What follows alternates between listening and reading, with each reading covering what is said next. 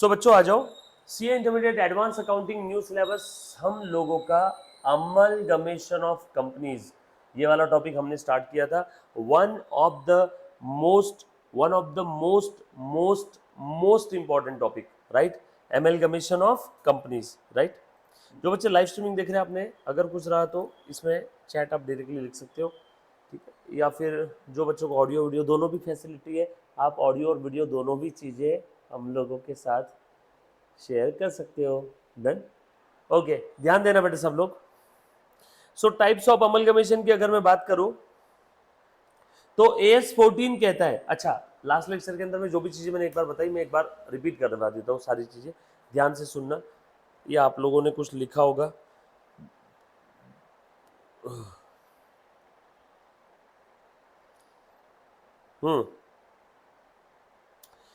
आपको अगर याद आ रहा है तो अमलगमेशन ऑफ कंपनीज वाला टॉपिक हमने स्टार्ट किया था, जिसके अंदर में बेसिकली हमने सबसे पहले अमलगमेशन का मतलब समझा था।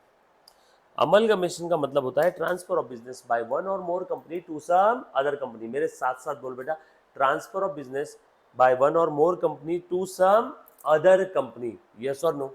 जहां पे कोई तो एक या एक से ज्यादा कंपनी अपने बिजनेस को ट्रांसफर कर रही है किसी दूसरे कंपनी को, और ट्रांसफर करने के बाद ये जो सेलिंग कंपनी है, ये जो ट्रांसफरर कंपनी है, ये ट्रांसफरर कंपनी का business will cease to an end. Transferor company का अस्तित्व खत्म हो जाएगा, क्योंकि इस कंपनी ने अमलगमेशन की प्रोसेस के दौरान अपने आप को पूरा ट्रांसफर कर दिया, अपने आप को सेल कर दिया। किसको? परचेसिंग कंपनी को, यस और नो? और एज एन अकाउंटेंट हम लोगों को यहाँ पे करना क्या है? एज एन अकाउंटेंट हम लोगों को यहाँ पे एमलगमेशन, ये स्कीम की पूरी अकाउंटिंग करनी है। सर किसके बुक में अकाउंटिंग करनी है? सेलिंग कंपनी के बुक में भी अकाउंटिंग करनी है और परचेसिंग कंपनी के बुक में भी अकाउंटिंग करती है। वन मोर टाइम, सेलिंग और परचेसिंग कंपनी दोनों के बुक्स में अकाउंटिंग करना है। और फिनेंशियल स्टेटमेंट किसके बुक्स में बनाने हैं? सिर्फ और सिर्फ परचेसिंग कंपनी की बुक में फिनेंशियल स्टेटमेंट बनाने। कॉमन सेंस, क्योंकि सेलिंग कंपनी का बिजनेस तो बंद हो जाएगा अमलगमेशन के बाद, और बिजनेस बंद हो गया तो अब सेलिंग कंपनी को अपनी कोई बैलेंस शीट बनाने की जरूरत नहीं है, फिनेंशियल स्टेटमेंट बनाने की जरूरत नहीं है। तो सर सेलिंग कंपनी के बुक में अकाउंटिंग कौन सी करेंगे? सेलिंग कंपनी के बुक्स ऑफ अकाउंट्स हम लोगों को क्लोज करना होगा। सेलिंग कंपनी के बुक्स ऑफ अकाउंट्स हम लोगों को क्या करना है बेटा? क्लोज करना है, यस और नो? सो क्लोज कैसे होंगे? मुझे उस कंपनी की बैलेंस शीट क्लोज करना होगा, और क्लोज करने के लिए मुझे जर्नल एंट्रीज पास करनी होगी, यस और नो? सो इसीलिए हम लोगों को एमलगमेशन ये टॉपिक में सेलिंग यानी ट्रांसफरर कंपनी के बुक में भी अकाउंटिंग पूछा जाएगा। कहाँ गया रे बेटा आपका? ये ट्रांसफरर कंपनी यानी सेलिंग कंपनी के बुक्स में भी अकाउंटिंग पूछा जाएगा। हो सकता है परचेसिंग के बुक में भी अकाउंटिंग करना पड़े, और ये अकाउंटिंग करने के लिए सबसे पहली स्टेप है, you have to calculate the purchase consideration. अगर आपको परचेस कंसिडरेशन कैलकुलेट करना आ गया तो उसके बाद में अमलगमेशन की सारी प्रोसीजर बहुत बहुत बहुत ज़्यादा आसान है।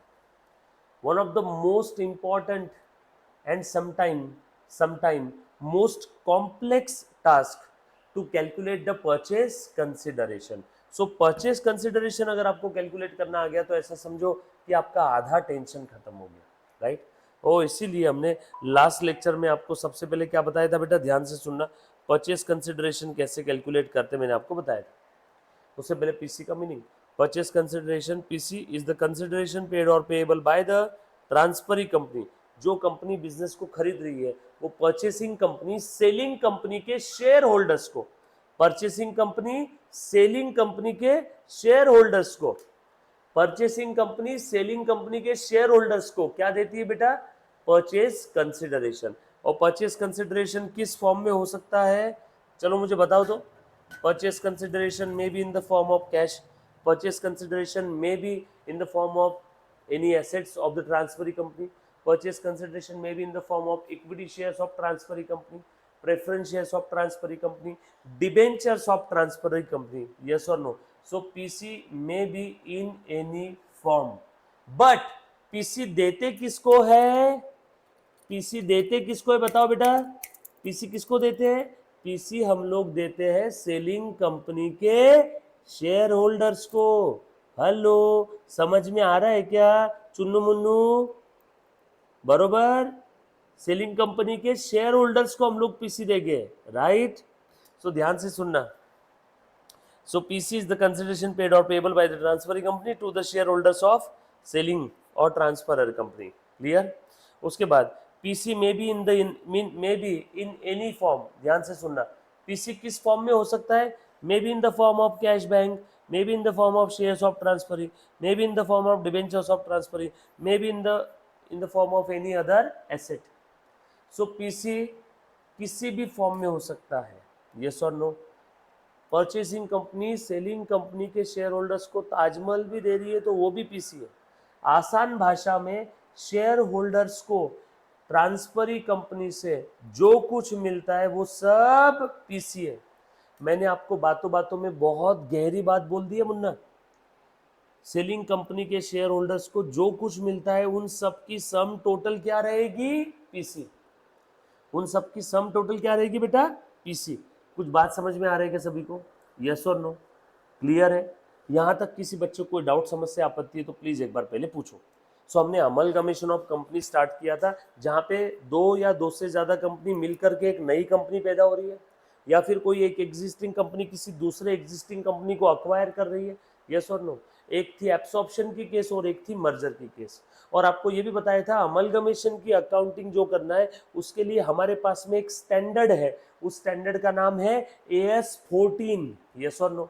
सो आज के बाद अगर आपसे कोई पूछे कि अमलगमेशन का अकाउंटिंग कैसे होगा तो उसको बोलना इधर आ बैठ।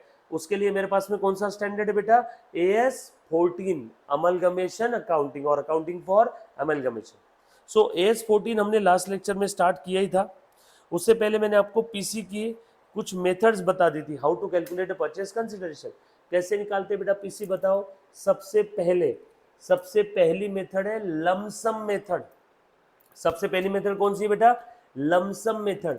लमसम मेथड में क्या होता क्या है? ध्यान देना सब लोग, आपको पीसी निकालने की जरूरत ही नहीं है। PC itself given in the question, PC readymade दिया रहेगा क्वेश्चन के अंदर में। No need to calculate PC. खड़े खड़े मैंने केतकी की कंपनी खरीद ली 50 करोड़ रुपए में और केतकी को 50 करोड़ का चेक दे दिया। बताओ यहाँ पे पीसी निकालने की जरूरत है क्या? ऑलरेडी दे तो दिया, 50 करोड़ दे रहा हूं ना, वही तो पीसी है। दूसरी मेथड नेट पेमेंट मेथड, जहां पे सेलिंग कंपनी के शेयर होल्डर्स को क्या दिया, किस फॉर्म में, कितने का दिया है, वो सारी चीजें आपको सेपरेटली दी है। सेलिंग कंपनी के इक्विटी शेयर होल्डर्स को क्या मिल रहा है, सेलिंग कंपनी के प्रेफरेंस शेयर होल्डर्स को क्या मिल रहा है, ये सब कुछ दिया हुआ है। तो वो कौन सी मेथड रहेगी? Net payment method. यस और नो? लमसम और नेट पेमेंट का फर्क समझना, काफी बार बच्चे कंफ्यूज हो जाते हैं, डोंट गेट कंफ्यूज। लमसम में किसको क्या मिल रहा है वो नहीं, आपको डायरेक्टली अमाउंट बता दिया, इतने में धंधा खरीद लिया। अब वो जो परचेस कंसिडरेशन है, कौन से शेयर होल्डर्स को क्या देना है, वो सेलिंग कंपनी देखते बैठेगी। लमसम मेथड में स्ट्रेट वे दिया रहता है, इतने में बिजनेस खरीद लिया। नेट पेमेंट मेथड में ये दिया रहता है कि सेलिंग कंपनी के शेयर होल्डर्स को क्या, किस फॉर्म में क्या क्या दे रहे हैं। फिर हम लोग इक्विटी शेयर होल्डर्स को कैश दिया, इक्विटी शेयर होल्डर्स को डिबेंचर्स दिए, इक्विटी शेयर होल्डर्स को हाथी घोड़ा दिया, तो कैश, डिबेंचर, हाथी घोड़ा चारों की टोटल, प्रेफरेंस शेयर्स को जो जो दिया उन सब की टोटल, और ये सब टोटल करके टोटल की टोटल, ग्रैंड टोटल, वो आता है पीसी। ये कौन सी मेथड है? Net payment method. ये कौन सी मेथड है बेटा? नेट पेमेंट मेथड, जहां पे net payment made to the share holders of the transfer company is given in the question. और तीसरी, अगर ये दोनों भी मेथड अप्लीकेबल नहीं है तो कौन सी मेथड रहेगी? Net asset method. अगर क्वेश्चन में नेट लमसम मेथड अप्लीकेबल नहीं है तो दूसरा सवाल पूछेंगे नेट पेमेंट मेथड है क्या, ये भी नहीं है तो बोलेंगे नेट असेट मेथड है क्या। सो ये सीक्वेंस आपने ध्यान रखना है, ये हमने ऑलरेडी देख लिया था। उसके बाद basically amalgamation is the part of corporate restructuring. मैंने आपको बताया था रिस्ट्रक्चरिंग में एक्सटर्नल, इंटरनल। इंटरनल ये आपका सेपरेट टॉपिक है आगे का, एक्सटर्नल हम लोग देख ही रहे। और मैंने आपको क्या बताया था बेटा अमलगमेशन में? हमने मीनिंग देखा था। इंस्टीट्यूट ने इतना प्यारा मॉड्यूल बनाया तो हम लोग थोड़ा सा मॉड्यूल यहाँ पे रेफर करने वाले बेटा। अच्छा, आपको मॉड्यूल के भी क्वेश्चन करवाऊंगा। इसके पहले हमने बायबैक ऑफ सिक्योरिटीज ये टॉपिक लिया था। बायबैक ऑफ सिक्योरिटीज में मॉड्यूल में ही 8-9 क्वेश्चन जो दिए थे वो अच्छे थे, उससे बाहर के क्वेश्चन देखने की जरूरत नहीं। बट अमलगमेशन में 2 से 3 क्वेश्चन मैंने अच्छे अच्छे निकाल के रखे जो मॉड्यूल के अलावा है, राइट। मॉड्यूल के सारे क्वेश्चन देखने हैं, मॉड्यूल के अलावा भी अमलगमेशन के 2-3 क्वेश्चन करने पड़ेंगे, है ना। तो फिर अमलगमेशन की सारी एडजस्टमेंट आपकी कवर्ड होगी। टॉपिक बहुत बड़ा है, 12, 15, 16 नंबर का इसके ऊपर क्वेश्चन आता है। जैसे 12th स्टैंडर्ड में पार्टनरशिप का फाइनल अकाउंट फिक्स आता ही था हर एग्जाम में, तो लिख लो हर एग्जाम में अमलगमेशन का फिक्स क्वेश्चन है। ये टॉपिक खत्म होने के बाद आपको 15 से 16 नंबर मिलने वाले, राइट। टॉपिक बहुत ईजी है, सब्जेक्ट टू वन कंडीशन, जैसा मैं बोल रहा हूँ वो एज इट इज फॉलो करना है। हर एक चीज, कोई एडजस्टमेंट नहीं छूटेगी, बस अच्छे से ध्यान देने में। आ जाओ। सो एमलगमेशन का हमने मीनिंग देखा था। मीनिंग के बाद हमने डायरेक्टली स्टार्ट किया था AS14। जो चीजें मैं ले रहा हूँ वो चीजें आपकी बुक में या फिर आपके मॉड्यूल के अंदर में भी आपने मार्क करके रखा तो भी चलेगा, ठीक है क्या। टाइप्स ऑफ अमलगमेशन की अगर मैं बात करूं तो AS14 कहता है अमलगमेशन 2 टाइप के हो सकते हैं, amalgamation in the nature of merger and amalgamation in the nature of purchase. मैं उम्मीद कर रहा हूं बच्चों ये आपने चार्ट बनाया होगा, ये चार्ट बनाया क्या, बनाए, ओके। चलो ये आपने इतना लिखा होगा, चलो आगे बढ़ते हैं। अब मर्जर की कंडीशंस हम लोग एक बार समझ लेते हैं वन बाय वन। मर्जर की कंडीशंस कौन कौन सी थी, ध्यान से सुनो। अमलगमेशन के 2 टाइप हो सकते हैं एज पर AS14। AS14 बोलता है amalgamation may be in the nature of merger और amalgamation may be in the nature of purchase. Merger ये जेन्युइन अमलगमेशन होता है, परचेस कैसा होता है और मर्जर कैसे होता है, ध्यान से सुनना जरा। मैं आपको एक एग्जांपल दे रहा हूं, रियल लाइफ एग्जांपल है।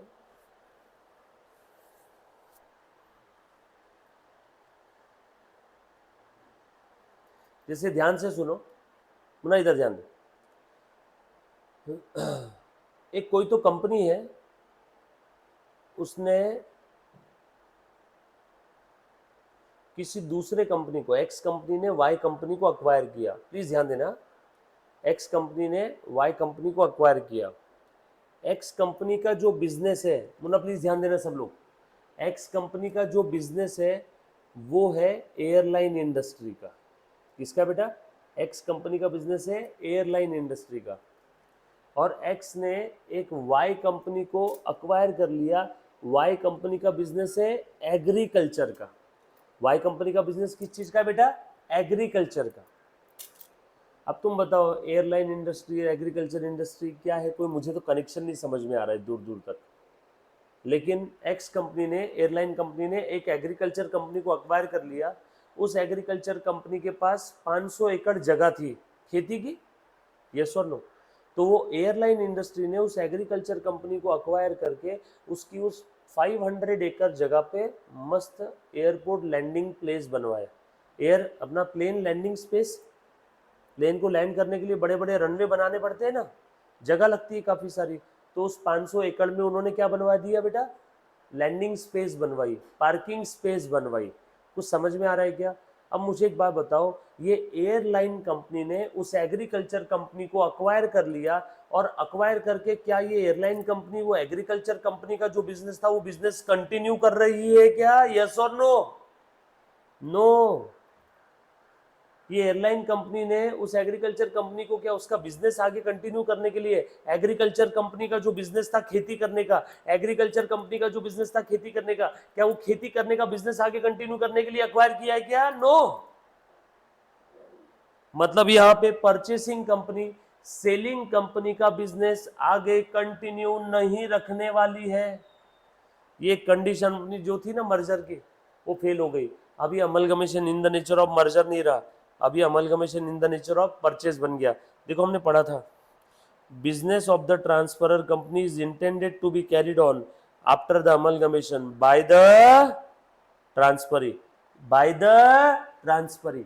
Transferee company after amalgamation transferor company का बिजनेस कैरी ऑन करेगी। अब मैंने जो अभी का एग्जांपल लिया उसमें बिजनेस कैरी ऑन हो रहा है क्या, नो। तो इसीलिए मुन्ना प्लीज अच्छे से ध्यान से सुनना, अभी वाला जो मैंने एग्जांपल लिया, एयरलाइन कंपनी एग्रीकल्चर कंपनी को अक्वायर कर रही है, यहाँ पे एयरलाइन कंपनी एग्रीकल्चर का बिजनेस कंटिन्यू करेगी क्या? एग्रीकल्चर कंपनी का जो था वो नो। ये amalgamation in the nature of merger नहीं है। मर्जर ये जेन्युइन मर्जर होते हैं, ध्यान से सुनना।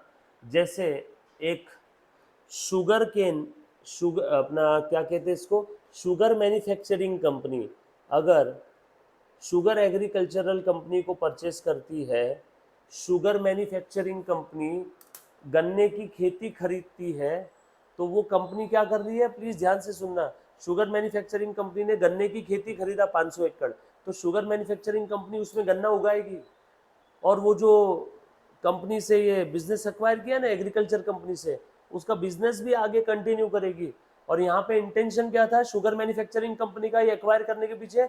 उस एग्रीकल्चर कंपनी से और गन्ना निकालेंगे, वो गन्ने की हम लोग शक्कर बनाएंगे और शक्कर बना के बेचेंगे। तो यहाँ पे इस शुगर मैन्युफैक्चरिंग कंपनी ने जो एग्रीकल्चर कंपनी परचेस किया, उस एग्रीकल्चर कंपनी का बिजनेस ये शुगर मैन्युफैक्चरिंग कंपनी आगे कंटिन्यू करने वाली है। ये है amalgamation in the nature of merger. ये एक वन ऑफ द कंडीशन है। कुछ समझ में आ रहा है क्या? काफी बार है ना हॉस्टाइल टेक ओवर हो जाते। मैं कोई तो एक बिजनेस एक्वायर कर लेता हूँ और मेरा उसके पीछे का इंटेंशन उस बिजनेस को कैरी ऑन करने का नहीं है, उस बिजनेस को बंद करने का है। तुम बताओ ये amalgamation in the nature of merger है क्या? यस और नो? क्लियर है?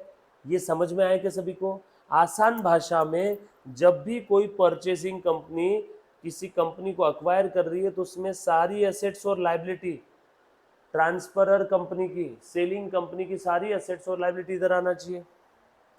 सेलिंग कंपनी के एटलीस्ट 90% शेयर होल्डर्स इधर आना चाहिए। उसके बाद कंसिडरेशन जो भी रहेगा वो in the form of shares होना चाहिए। फ्रैक्शन रहा तो क्या चलेगा? बिजनेस कैरी ऑन करने का इंटेंशन होना चाहिए। परचेसिंग कंपनी जिस सेलिंग कंपनी को अक्वायर कर रही है उस सेलिंग कंपनी का बिजनेस ये परचेसिंग कंपनी आगे कैरी ऑन करेगी। और सबसे last but not the least, business अपना no adjustment is intended to be made in the book value of assets and liability of selling company. मतलब selling company के books of account में जो value है उसी वैल्यू पे मैं तुम्हें एक्सेप्ट कर रहा हूं। तुम जैसे हो वैसे एक्सेप्ट कर रहा हूं। एक भी एसेट की वैल्यू मैंने चेंज नहीं की, एक भी एसेट की वैल्यू मैंने चेंज नहीं किया। ये बात समझ में आई क्या रे सभी को? यहां तक किसी बच्चे को कोई डाउट है तो प्लीज एक बार पहले पूछो। एनीबॉडी? क्लियर? 5 कंडीशन आप बगैर देखे बोल सकते हो क्या? पांचों कंडीशन बोल सकते हो? बिल्कुल ओके। तो देखो ध्यान देना, मर्जर के लिए पांचों कंडीशन में लिख लेता हूं, है ना? सब लोग साथ में ना, और मेरे साथ साथ लिखना बेटा, मेरे साथ साथ आप सारी कंडीशन लिखोगे मर्जर की। सब लोग साथ में कह रहे हैं हेलो? डन? अच्छा मैं ना बीच बीच में वो वाले कैमरे की तरफ भी देख लेता हूँ, नहीं तो होगा क्या मालूम है क्या, जो बच्चा रिकॉर्डेड देख रहा है वो बोलेगा मास्टर बात किससे कर रहा है कि नहीं? चल ठीक है, आ जाओ लिखो बेटा। सबसे पहली कंडीशन लिखो, लिखो सबसे पहली कंडीशन लिखना मर्जर की। सब लोग लिखो Munna.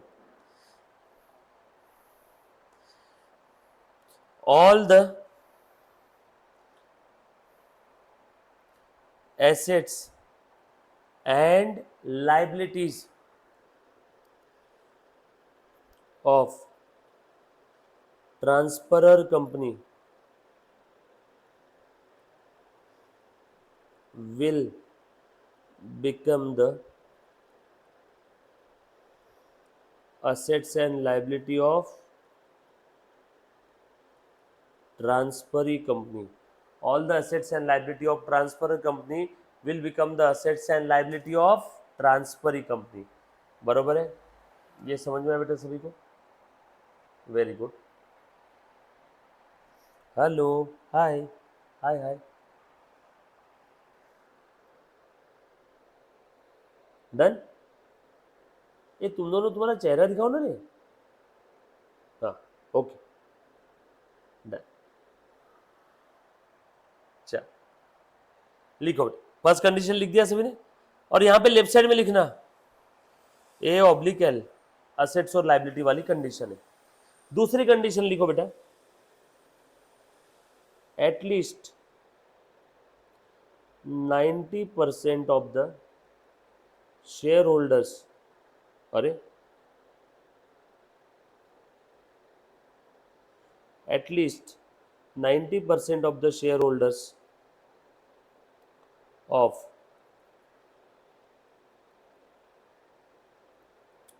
transferor company will become the shareholders of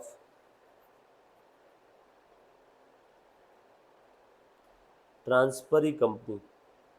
At least 90% of the shareholders of transferor company will become the shareholders of transferee company. Right? अब यहाँ पे ध्यान देना बेटे सब लोग, बहुत काम का है, बहुत काम का पॉइंट है बेटे, सब लोग अच्छे से ध्यान दो, ध्यान दो बेटा सब लोग, आ जाओ। अब यहाँ पे कुछ बच्चे ऐसा सोच सकते हैं कि सर ये एक पी कंपनी है और एक ये एस कंपनी है, एस कंपनी का बिजनेस कौन खरीद रहा है? P company. पी कंपनी के नंबर ऑफ शेयर्स कितने थे? 100, और अब ये अमलगमेशन होने जा रहा है, और सर आपका बोलना आ रहा है कि amalgamation in the nature of अगर मर्जर है तो ये at least 90% of the shares of transferor company will become the share holders of transferee company due to this amalgamation. But ध्यान से सुनना बेटा, ऐसा भी तो हो सकता है ना, सब लोग ध्यान दो। ऑलरेडी पी के पास भूतकाल में, पास्ट में, बिफोर अमलगमेशन ट्रांसफरर के कुछ शेयर्स थे, शेयर्स इन, हो सकता है क्या ऐसा? मान लो 10 शेयर्स ऑलरेडी थे, अमलगमेशन के पहले ही ऑलरेडी भूतकाल में, पास्ट में परचेसिंग कंपनी ने सेलिंग कंपनी के अंदर शेयर्स खरीद के रखे होंगे, ऐसा हो सकता है क्या? हो सकता है क्या? Yes, one company can purchase the shares of another company as an investment, investment in the shares of S company. अरे सेमी, यस और नो? यस और नो? क्लियर है? तो अब तुम बताओ, ऑलरेडी इसके पास 10 शेयर है, तो अब 90% किसका? 10 शेयर्स ऑलरेडी हेल्ड बाय,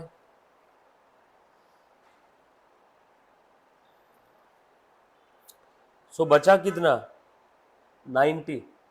इस 90 का 90% आएगा 81, तो यहाँ पे ये 90% कितना आएगा बेटा?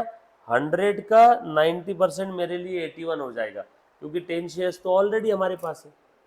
अरे यस और नो? क्योंकि 10 शेयर्स तो ऑलरेडी है ना मेरे पास में। कुछ बात समझ में आ रही क्या सभी को? ये वाला पॉइंट समझा क्या? सेमी यस और नो? पक्का समझा? कसम से? Done?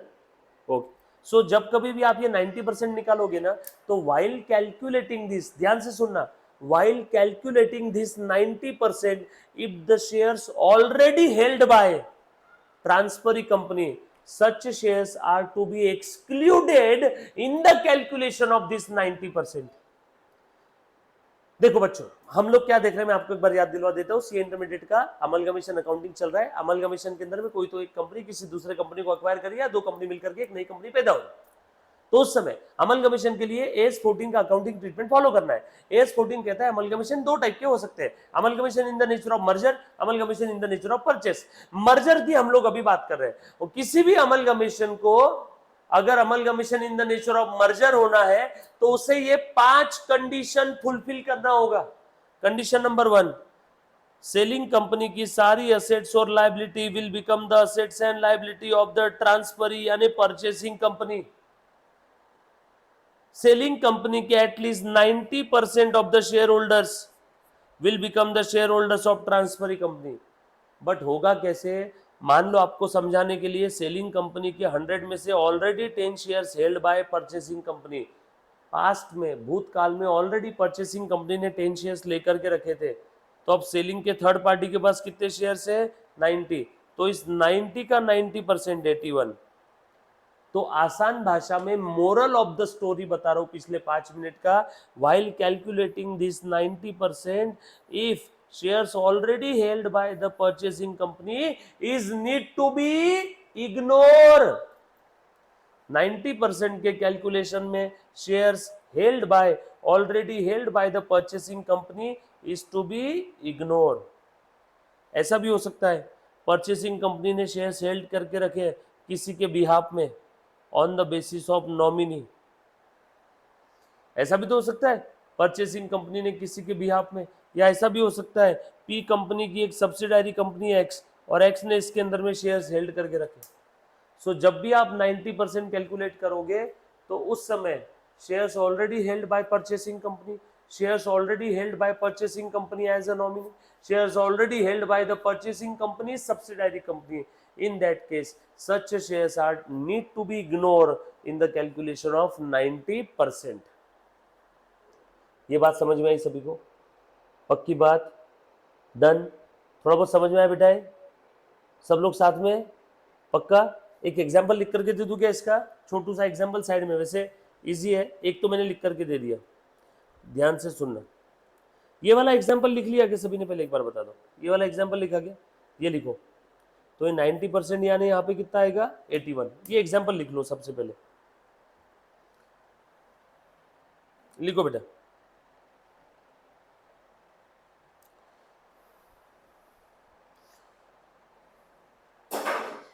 Shares already held by P company और its subsidiary company or its nominee. While calculating the 90%, these 10 shares we have to ignore. ये शेयर हम लोगों को क्या करना होगा? इग्नोर करना होगा। समझ में आया सभी को? तो इसीलिए देखो ये 100 में से मैंने 10 को इग्नोर कर दिया, ऑलरेडी हेल्ड बाय पी और already held by P subsidiary और already held by P nominee, तो बचे कितने? 90। और इस बचे हुए शेयर्स का 90% यानी 81। तो आसान भाषा में दूसरी कंडीशन में जो आप 90% निकालोगे ना, तो 90% निकालते समय shares already held by purchasing और इट्स सब्सिडायरी और its nominee need to be ignore. चलो आगे। All right guys, hello, done. चल उसके बाद लिखा बेटा सभी ने? डन। तीसरी बहुत ही सिंपल तरीके से लिख के दे दो बेटा स्टेप्स, ध्यान से सुनना। PC is in the form of, shortcut में एकदम, shares of transferee company. Fourth condition लिखो बेटा सब लोग, फोर्थ कंडीशन लिख रहे हो सब लोग? Fourth condition, business of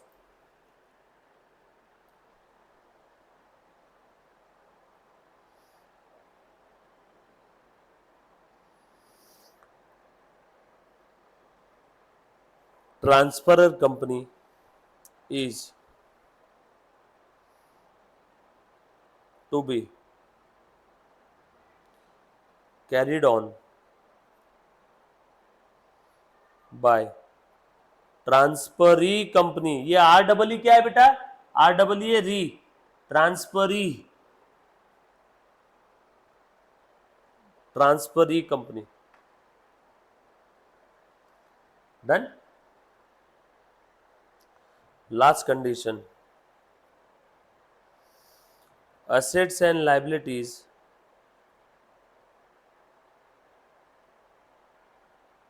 of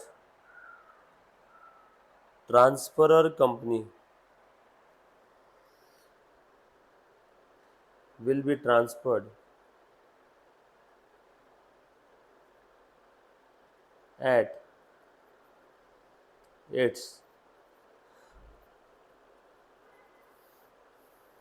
book value. Assets और लायबिलिटी के वैल्यू में कोई छेड़खानी नहीं होनी चाहिए, वो बुक वैल्यू पे ट्रांसफर होना चाहिए। असेट्स और लायबिलिटी कौन से वैल्यू पे ट्रांसफर होना चाहिए बेटा? बुक वैल्यू पे। उसमें कोई छेड़खानी होनी चाहिए क्या? No. Clear? All set, done done done done.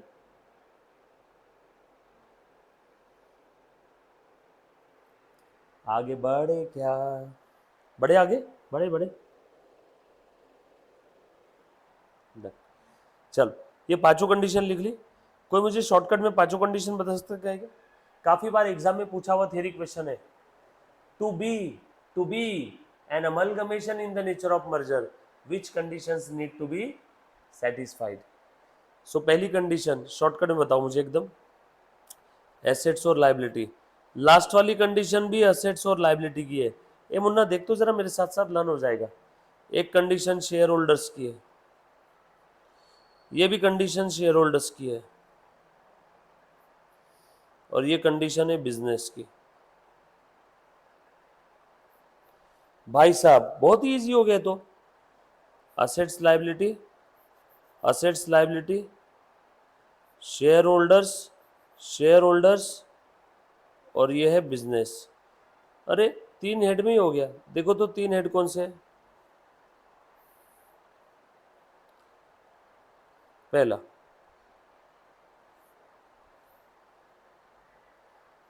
दूसरा, और तीसरा। दो कंडीशन असेट्स और लाइबिलिटी की है, ध्यान रखना। कौन सी दो कंडीशन है बेटा बताओ तो? Assets and liability, Munna please ध्यान देना। Assets and liability of the transferor company will become the assets and liability of transferring company. और एक और कंडीशन है एसेट्स और लाइबिलिटी की, assets and liability of transferor company will B transfer at its book value. कौन से value पे transfer होगी? बुक वैल्यू पे। तो दो कंडीशन असेट लाइबिलिटी की मिल गई क्या? देखो चेक करो, दो कंडीशन असेट लाइबिलिटी की मिल गई, दो कंडीशन असेट्स और लाइबिलिटी की मिल गई सभी को। दो कंडीशन शेयर होल्डर्स की है, at least 90% of the share holders of transferor company will become the share holders of transferring company. और दूसरा, शेयर होल्डर्स को जो भी पीसी मिलेगा वो पीसी किस फॉर्म में रहेगा रे बेटा? In the form of shares of transferring company. Share holders को जो भी पीसी मिलेगा वो किस फॉर्म में रहेगा?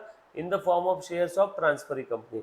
तो शेयर होल्डर्स को पीसी मिलेगा और शेयर होल्डर्स ट्रांसफर होंगे। शेयर होल्डर्स को पीसी मिलेगा और at least 90% of the shares transfer होंगे। यस और नो? ये बात समझ में आई क्या रे सभी को? यहां तक किसी बच्चे को कोई डाउट है तो एक बार पूछो।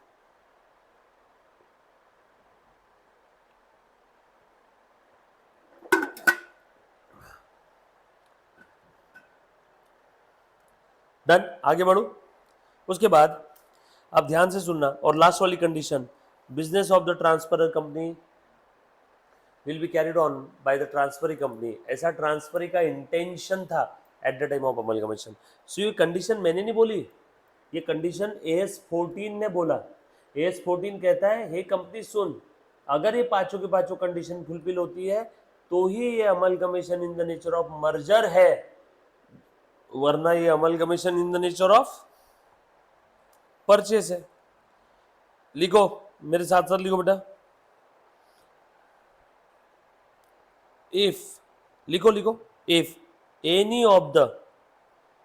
of the 5 condition is not satisfied, then amalgamation such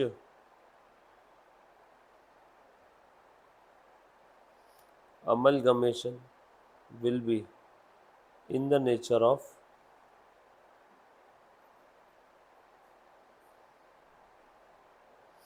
purchase. Then such amalgamation will be in the nature of purchase. Clear? Then such amalgamation will be in the nature of purchase. All set? लिखा सभी ने? पक्की बात? चलो आगे।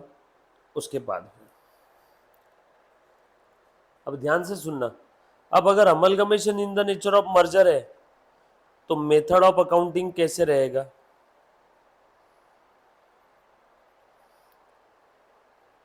और amalgamation in the nature of purchase है तो मेथड ऑफ अकाउंटिंग कैसे रहेगा, ध्यान से सुनना बेटा। Method of accounting, amalgamation in the nature of merger है, तो यहाँ पे मेथड ऑफ अकाउंटिंग रहेगा पूलिंग ऑफ इंटरेस्ट। इसका नाम क्या रहे मेथड ऑफ अकाउंटिंग का, पूलिंग ऑफ इंटरेस्ट। और यहाँ पे मेथड ऑफ अकाउंटिंग का नाम भी परचेज ही है, method of accounting pooling of interest. और यहाँ पे मेथड ऑफ अकाउंटिंग का नाम क्या रहेगा, परचेस। परचेस मेथड में मेथड ऑफ अकाउंटिंग का नाम भी परचेस है, मर्जर मेथड में मेथड ऑफ अकाउंटिंग का नाम है pooling of interest. Merger method में मेथड ऑफ अकाउंटिंग का नाम क्या है बेटा, पूलिंग ऑफ इंटरेस्ट। डन। चलो मुन्ना आगे, पक्की बात।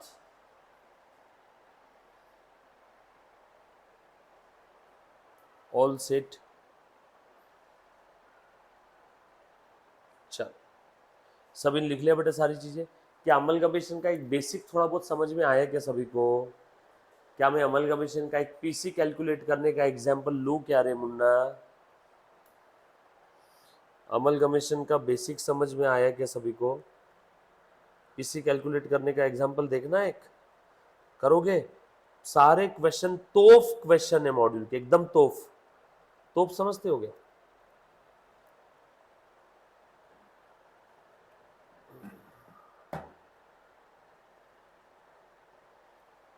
ठीक है क्या? डन। ओके। अभी अरे ये फोन गिर जा रहा है ना यार, इसमें से घसर जाता है। हाँ चलो बेटा प्लीज ध्यान देना, आ जाओ। ये अभी नहीं देखेंगे, पहले मैं आपसे करवाऊंगा। ये हमने पीसी का मीनिंग देख लिया। ये देखो पीसी की 3 method, lump sum, net payment, net asset, और यहाँ पे दिया है share exchange. Share exchange ratio method actual में नेट पेमेंट मेथड का ही वेरिएशन है ना? कैसे में वेरिएशन है वो सब मैं बताता हूँ। ये तीनों मेथड हमने देख लिया। मैं आपको एक क्वेश्चन सॉल्व करवा रहा हूँ, काफी बार एग्जाम में पूछा हुआ क्वेश्चन है। मैं जब से सीए इंटर कर रहा था, जब मेरे समय सीए इंटर का नाम था PE2, तो जब से मैं PE2 कर रहा था तब से ये क्वेश्चन चला आ रहा है। अमलगमेशन के काफी सारे क्वेश्चंस, अमलगमेशन बोलो, कॉस्टिंग में, ऑपरेटिंग कॉस्टिंग के अंदर में वो बस फ्लीट का एग्जाम्पल बोलो, है कि नहीं? काफी सारे एग्जाम्पल्स हैं, तब के तब से लेके as it is what it is basis पे चल रहे हैं। तो ध्यान से सुनना, बड़ा ही प्यारा एग्जाम्पल है, मार्क करना। और यहाँ पे ऐसा लिखना आपने आपके नोट्स के अंदर में, module question number 1 PC, PC purchase consideration. Question लिखने की जरूरत नहीं है। Module question number 1 purchase consideration लिखा बेटा सभी ने? ध्यान से सुनना, S limited is absorbed by P limited. ध्यान से सुनो बेटा सब लोग, क्वेश्चन में पढ़ रहा हूँ, प्लीज स्क्रीन पे ध्यान देना। जो जो चीजें आपको लगे इंपॉर्टेंट है वो चीजें मैं आपको यहाँ पे लिखवा के दूंगा, ठीक है? S limited is absorb by P limited. चल बता रहे मुन्ना फटाफट से, एस लिमिटेड कौन है? बोलो मुन्ना कौन है, फटाफट से बताओ। बोलो, मैं आपकी लिपसिंग से समझ जाऊंगा। बोलो बोलो, एस लिमिटेड कौन है? Selling company, absorb by P, P मतलब कौन है? Transferee company, purchasing company. ये कौन है? P transferee. एस कौन है? ट्रांसफरर। एस कौन है? Transferor, ROR। और पी कौन है? Transferee, right? बरोबर। आगे और बढ़ते हैं, प्लीज ध्यान देना। It gives the following information on the date of absorption. आज का टारगेट बस ये पीसी का क्वेश्चन अच्छे से समझ में आ गया ना, मैं समझूंगा मैं गंगा नहा के आ गया। अगर ये पीसी का क्वेश्चन आपको समझ में आ गया तो मैं समझूंगा आपकी लायकी है, और मेरी भी लायकी है पढ़ाने की। समझ में आए? One of the most important question, एक एक शब्द की तरफ ध्यान देना। टाइम लगा चलेगा, एग्जाम में ये पीसी का क्वेश्चन अगर आ गया तो मिनिमम 8 नंबर के लिए आ सकता है। बहुत इजी है, लंबी और रुंदी पे मत जाना इसके, है ना? पीसी के क्वेश्चन 4 से लेके 8 नंबर की रेंज में पूछे जाते हैं। ध्यान से सुनना सब लोग, आप सब लोग मेरे साथ साथ ट्राई करना, जो बच्चा लेक्चर देख रहे हैं। चलो अभी तक पता नहीं पूछा क्या है, बस मुझे ये इतनी इंफॉर्मेशन पढ़ के समझ में आ गया भैया ये अमलगमेशन का क्वेश्चन है। पेपर में लिखा थोड़ी रहेगा कौन से टॉपिक का क्वेश्चन है बताओ, ये थोड़ी ना देंगे आपको कि ये टॉपिक का क्वेश्चन है बेटा सॉल्व कर। आपको पहचानना होगा, टॉपिक भी आपको पहचानना है, तरीका भी आपको ही डिसाइड करना है। आगे और लिखा हुआ है सन्ड्री एसेट्स है 13 लाख की, अभी तक पता नहीं पूछा क्या है। उसके बाद शेयर कैपिटल दिया हुआ है 2000 preference shares of ₹100 each fully paid. 2000 preference shares है, 100 रुपए का एक फुल्ली पेड है, 2 लाख रुपीस। उसके बाद 5000 equity shares of ₹100 is fully paid, 5 lakh rupees. अभी तक पता नहीं पूछा क्या है, ये बस अमलगमेशन का क्वेश्चन है, इतना समझ में आ गया। मुझे ये पता है कि अभी तक पूछा गया है तो नो, बस मुझे इतना समझ में आ गया अमलगमेशन का क्वेश्चन है। आ जाओ, उसके बाद आगे और बढ़ रहे हैं, प्लीज ध्यान देना सब लोग।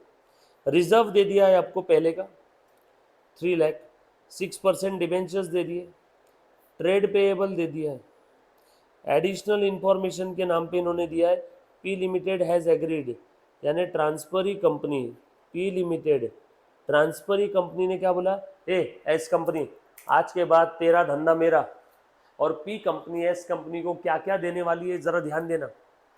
पी कंपनी एस कंपनी को क्या देगी, to issue 9% preference shares of ₹100 each in the ratio of 3 shares of P for 4 preference shares in S।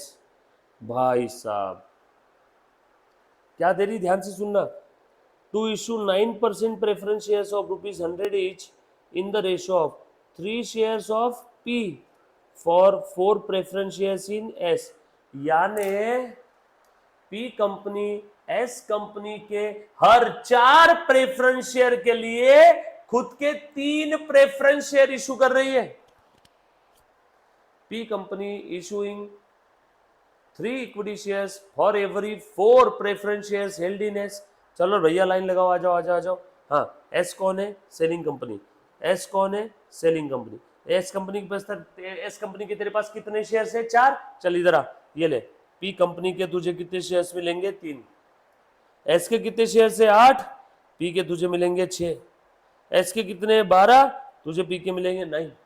So ratio क्या हो गया, number of preference shares to be issued by P to the preference share holders of S is equal to, बोलो बेटा, 3:4।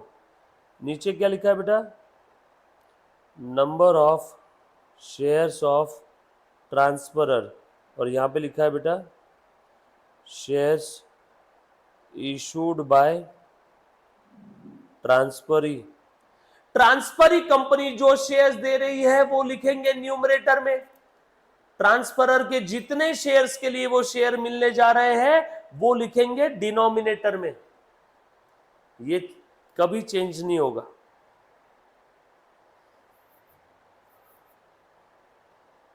Clear? उसके बाद आगे और पढ़ता हूं, उसके बाद आगे और पढ़ रहा हूं। टू इशू, अच्छा ये किसको मिल रहा है बेटा, ये मिल रहा है for preference share holders. Preference share holders को जो कुछ मिलता है, डोंट वरी, मैं लिखवा के दूंगा प्रॉपरली, मैं प्रॉपरली लिखवा के दूंगा, अभी घाई मत करो। हर चीज, ईच एंड एवरी आइटम लिखवा के देने वाला हूं, बरोबर है? ध्यान से सुनना। ये किसको मिल रहा है बेटा बताओ, हे सेलिंग कंपनी, तुम्हारे प्रेफरेंस शेयर होल्डर्स को हम हमारे खुद के प्रेफरेंस शेयर्स देने वाले हैं। तो ये किसको मिलने वाला है, प्रेफरेंस शेयर होल्डर्स को मिल रहा है। और मैंने आपको लास्ट लेक्चर में पढ़ाया था, सेलिंग कंपनी के प्रेफरेंस शेयर होल्डर्स को या सेलिंग कंपनी के इक्विटी शेयर होल्डर्स को जो कुछ मिलेगा उन सबकी टोटल परचेज कंसिडरेशन रहेगा। यस और नो? बोला था कि नहीं बोला था? सेलिंग कंपनी के, मैंने आपको एक घड़ी का एग्जांपल दिया था कि बच्चों ये घड़ी मुझे बेचना है, ये घड़ी के मुझे कितने पैसे आएंगे, या ये घड़ी के पैसे किसको आएंगे, ओनर को। ये घड़ी मैं केतकी को बेचना चाहता हूँ 15,000 में, कंसिडरेशन 15,000। बताओ केतकी ये कंसिडरेशन मुझे देगी या मेरे क्रेडिटर को, कि मेरे एम्प्लॉय को, कितनी कंसिडरेशन किसको देगी? मुझे, मालिक को। सो मालिक को जो कुछ मिलता है वो सब पीसी है। मालिक को डिबेंचर मिला, पीसी। मालिक को प्रेफरेंस शेयर मिला, पीसी। मालिक को इक्विटी शेयर मिला, पीसी। मालिक को कैश मिला, पीसी। मालिक को बैंक मिला, पीसी। मालिक को ताजमहल मिला, पीसी। मालिक को घोड़ा गधा कुत्ता जो कुछ मिला सब पीसी। मैं पागल नहीं हूं, एक ही चीज बार बार बता रहा हूं। बच्चे यहाँ पे गलतियां करते हैं पीसी निकालते समय। आपको एग्जाम में दिया रहेगा, परचेसिंग कंपनी सेलिंग कंपनी के डिबेंचर होल्डर को दे रही है कुछ कुछ, बच्चे उसको भी पीसी में ले लेते हैं। सेलिंग कंपनी के डिबेंचर होल्डर को जो कुछ मिल रहा है वो पीसी है क्या? सेलिंग कंपनी के क्रेडिटर्स को ताजमहल दे दिया, क्या वो पीसी है क्या? नो। सेलिंग कंपनी के शेयर होल्डर्स को जो कुछ मिलता है, इक्विटी प्रेफरेंस शेयर होल्डर्स को, वो ही पीसी है। कुछ बात समझ में आ रही सभी को? So purchase consideration is the consideration paid by the transferring company to the share holders, not creditors, not debenture holders. What I said, to the shareholders of transferor company. Are you getting my point? पक्की बात? चलो आगे बढ़ते। तो ये PC में आएगा। उसके बाद to issue the debenture holders in S, S के डिबेंचर होल्डर को। चलो जल्दी जल्दी से मुंडी हिलाओ अपनी, बताओ ये दूसरा पॉइंट पीसी में आएगा क्या? अरे अरे मुझे दिख ही नहीं रहा है कोई। ये दूसरा वाला जो कंसिडरेशन जो मिल रहा है ये पीसी में आएगा क्या? सेमी यस और नो? दूसरा वाला पॉइंट पीसी में आएगा क्या? वेरी गुड, नहीं आएगा, क्योंकि ये किसको मिल रहा है? डिबेंचर होल्डर्स को। डिबेंचर होल्डर्स को तुम ताजमहल या कटरीना कैफ भी लाके दे दी तो पीसी में नहीं आएगा। तो this second point will not form the part of PC. देखो, to issue debenture holders in S 8% mortgage debenture at 96 in lieu of 6% debenture in S which are to be redeemed at a premium of 20%। छोड़ो ना, debenture holders को दे रहे, ये PC का part नहीं है, अकाउंटिंग होगी। लेकिन टू पे ₹20 per share in cash, हाँ, and to issue 6 equity shares of ₹100 each issued at a market value ₹125 in lieu of every 5 shares held in S। ये एस के इक्विटी शेयर होल्डर्स को मिल रहा है, for equity share holders of selling company, for preference share holders of selling company. Yes और no? तो ये first point और थर्ड पॉइंट ये दोनों पीसी का पार्ट है, सेकेंड पॉइंट पीसी का पार्ट नहीं है। और लास्ट में लिखा है to assume liability of trade payable. ये परचेसिंग कंपनी ट्रेड पेएबल भी लेके जा रही है, ले जाने दो, तुम नहीं भी बोलते तो भी हम लोग यही सोचने वाले थे तुम सारी एसेट्स और लायबिलिटी लेके जा रहे। यस और नो? कुछ बात समझ में आ रही क्या सभी को? सो यहाँ पे पूछा क्या है? ओ माय गॉड, पीसी निकालना है। ये सर आपको कैसे समझा? पहला वाला पॉइंट प्रेफरेंस शेयर होल्डर्स को देना है।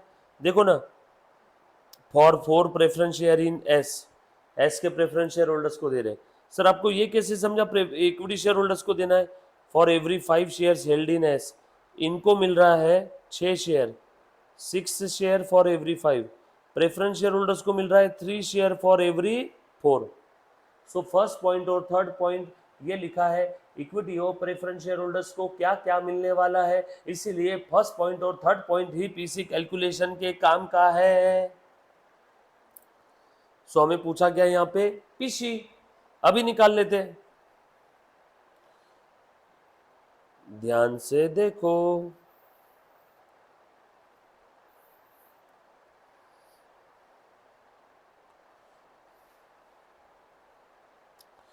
लिखो question number 1, calculation of purchase consideration.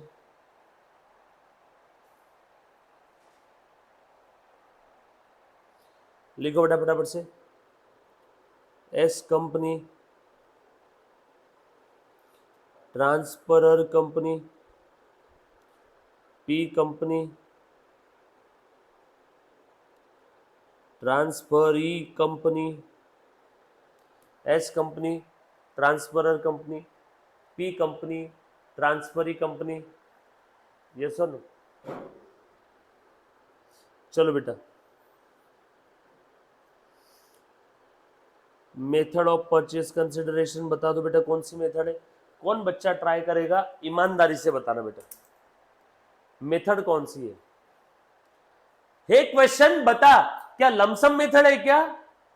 एक मिनट को, क्वेश्चन में चेक करो, लमसम पीसी का अमाउंट दिया है क्या? सर नहीं, लमसम मेथड नहीं है।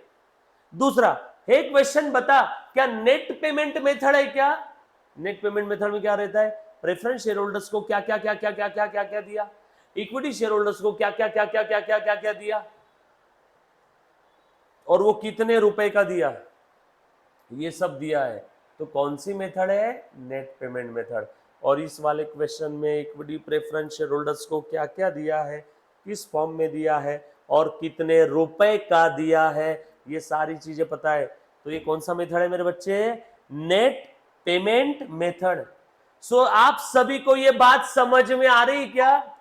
सो purchase consideration is nothing but a consideration payable by the transferee company to the shareholders of transferor company, maybe in the form of cash, maybe in the form of debentures, maybe in the form of any other asset.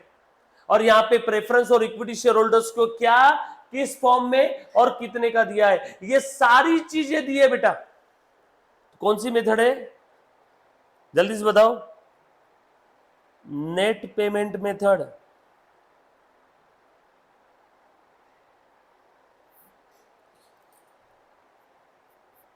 चलो शुरू हो जाओ फटाफट से। ले रहे बेटा, serial number लिखो फटाफट से। पर्टिकुलर्स,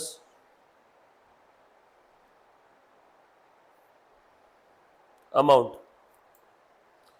पीसी किसको देते हैं? To preference share holders, to preference share holders. क्या रे, मजे ले रहे हैं मेरे?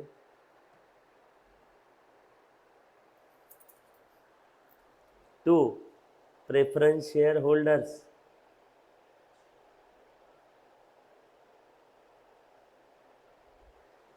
हाँ, प्रेफरेंस शेयर होल्डर्स को क्या क्या दिया देखो क्वेश्चन के अंदर में। प्रेफरेंस शेयर होल्डर्स को मिला 3 preference shares of purchasing company for every 4, सो 3:4 का रेशो है।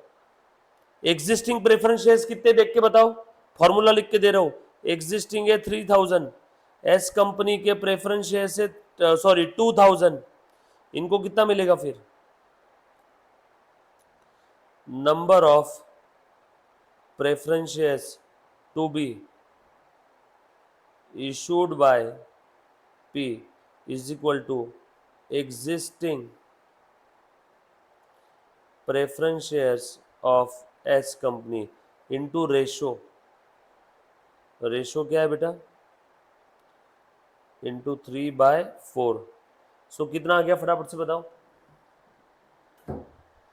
बोलो तो कितना आ रहा है? 3/4 करो, कटक कटक कटक कटक कटक कटक कटक। हाँ, 2000 इंटू 3/4, 1500। और एक प्रेफरेंस शेयर का वैल्यू कितना है जरा बताओ तो मुझे। कुछ बोला नहीं है तो 100 ले लूँ क्या रे? एक प्रेफरेंस शेयर का वैल्यू पता नहीं है तो 100 ले लूँ क्या? 100 दिया ना फेस वैल्यू, मार्केट वैल्यू पता नहीं है। मार्केट वैल्यू पता होता तो मार्केट वैल्यू से मल्टीप्लाई करता। कंसिडरेशन दे रहे, अगर मैंने आज की तारीख में आपसे 1 ग्राम गोल्ड लिया तो बताओ आपने मुझे कितना कंसिडरेशन दिया? आज के टाइम पे गोल्ड का जो रेट है उतना। फिर भले ही वो गोल्ड आपने आज के 10 साल पहले 500 रुपए में खरीदा होगा, लेकिन आज उसकी वैल्यू अगर 5000 है, मैंने आपसे आज 1 ग्राम गोल्ड लिया, तो आप ऐसा बोलोगे सर हमने आपको 5000 का कंसिडरेशन पे किया है, ऐसा थोड़ी बोलोगे कि उसकी पास्ट की वैल्यू कितनी है। सो जब भी आप कंसिडरेशन का अमाउंट निकालोगे तो मार्केट वैल्यू कंसिडर करना, और मार्केट वैल्यू नहीं दी है तो बुक वैल्यू। सानू समझा क्या बेटा? पक्का? केतु, सानू, ओके डन। चल, सो लिखो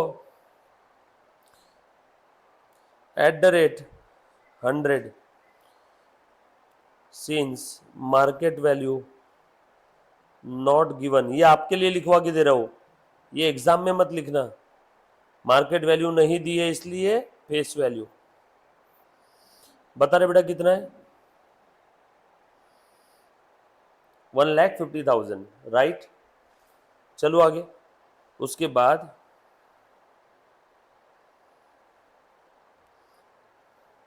क्या दिया बेटा इनको? Preference shares of P company. दूसरा किसको देना है बेटा PC? To the equity share holders of S company,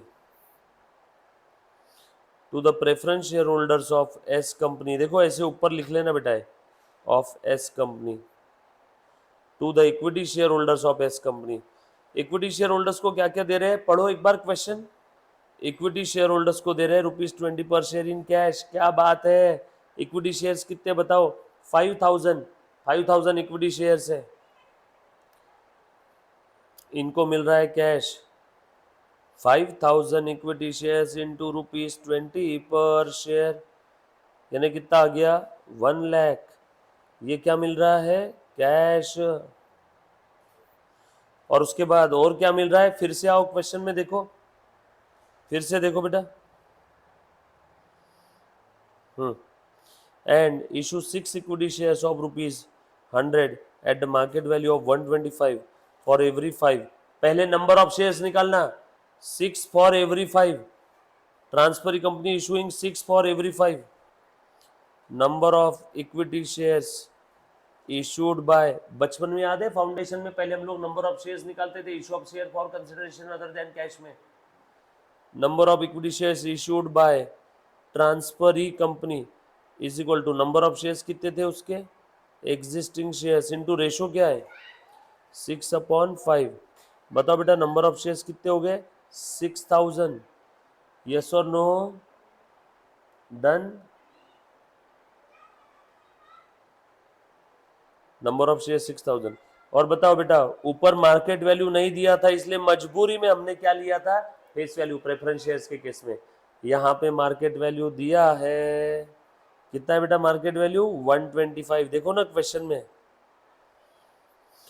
sir ऊपर वाले केस में क्यों नहीं लिया फिर? अरे बाबा ऊपर वाले केस में मार्केट वैल्यू नहीं दिया था इसलिए मजबूरी में, therefore face value, market value लेना है। 6,000 मल्टीप्लाइड बाय 125 कितना है रे बेटा जी? 7,50,000। डैन टैडैन टैडैन टैडैन।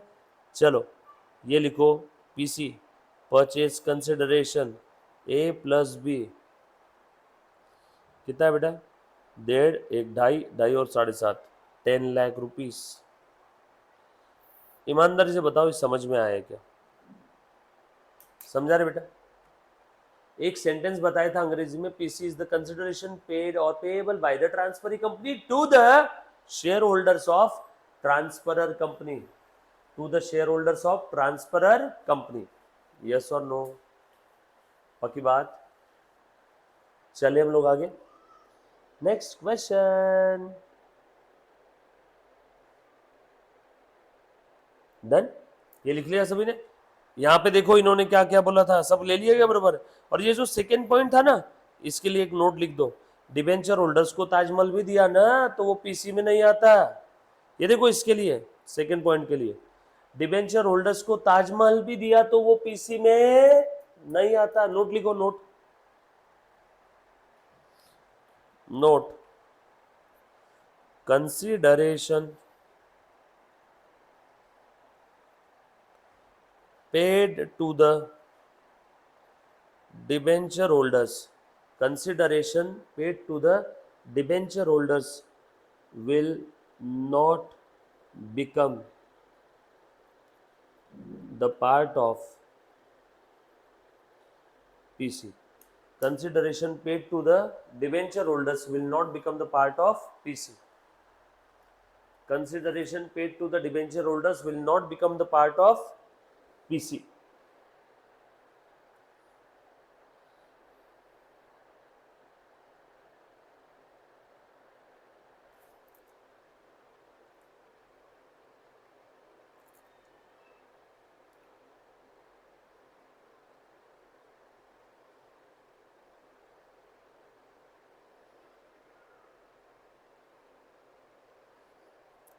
डन, ओके, चले आगे। Next question, done done done done. Question number 2, सब लोग साथ में रहना बेटा। अच्छा, सभी को पीसी कैसे निकालते हो समझ में आए? थोड़ी बहुत चीजें समझ में आई क्या पीसी की? पक्का? All set? पीसी निकालते आएगा आप सभी को, है ना? ओके, हाँ आप क्लियर दिख रहा। अरे यार तुम्हारा फोन हॉरिजॉन्टल करो ना रे। अरे फोन तुम्हारा हॉरिजॉन्टल नहीं दिख रहा है पर मेरे को अभी अभी दिख रहा है हॉरिजॉन्टल, पर जब मैं ऐसे कर देता हूं तो तुम्हारा हॉरिजॉन्टल नहीं होता है।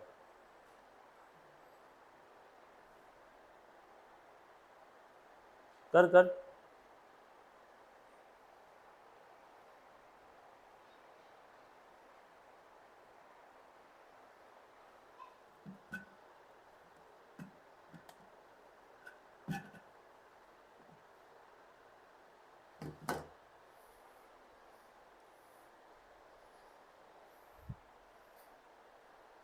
एक सेकेंड है।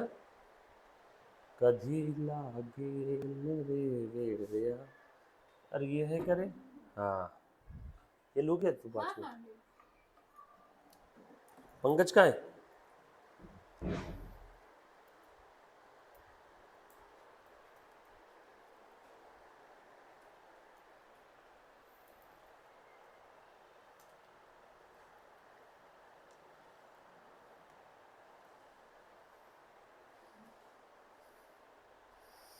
अरे रामा,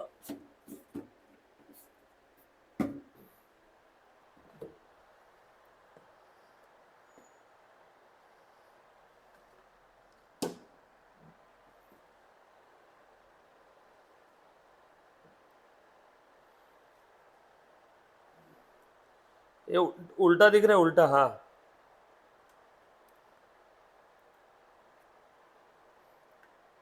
ये उल्टा दिख रहा है, उल्टा। आप सीधा कर दो भले, आप सीधा कर दे प्लीज। अब मैंने मेरा भी फोन सीधा कर दिया,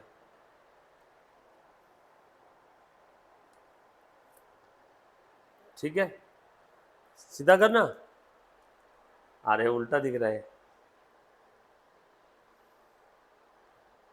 हाँ। Now perfect, done done done. चलो आ जाओ रे, अगला वाला क्वेश्चन करते हैं। अच्छे से ध्यान देना सब लोग। परफेक्ट, इसको बोलते हैं एंगल।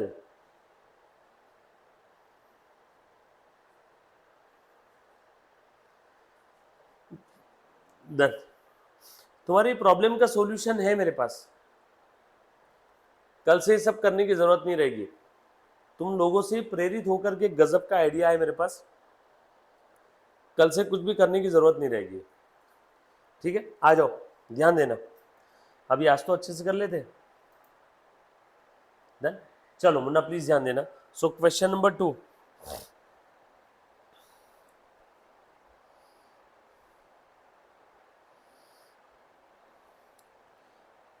चलो बेटा प्लीज ध्यान देते रहे मुन्ना।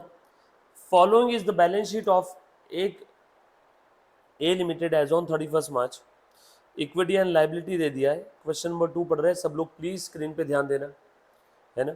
एक कंपनी का बैलेंस शीट दिया है बेटा, ए लिमिटेड का, ध्यान दो सब लोग।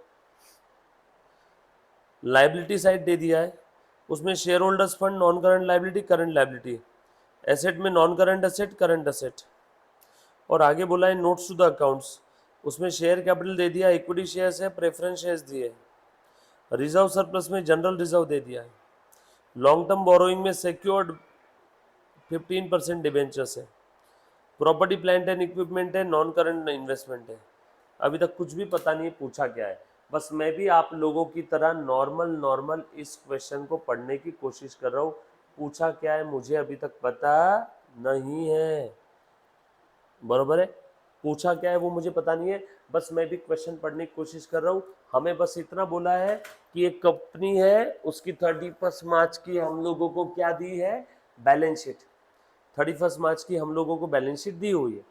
बैलेंस शीट की लाइबिलिटी और असेट साइड में, लाइबिलिटी साइड में share holders fund, non current current liability, और असेट साइड के अंदर में नॉन करंट करंट असेट दिए।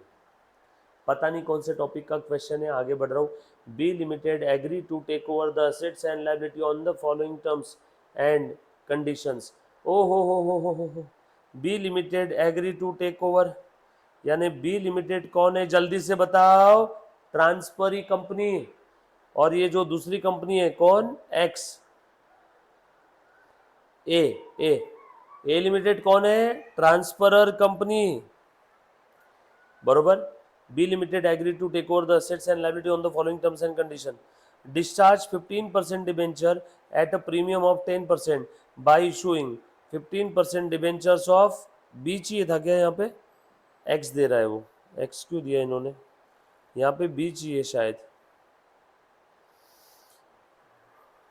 ध्यान से सुनना बेटा।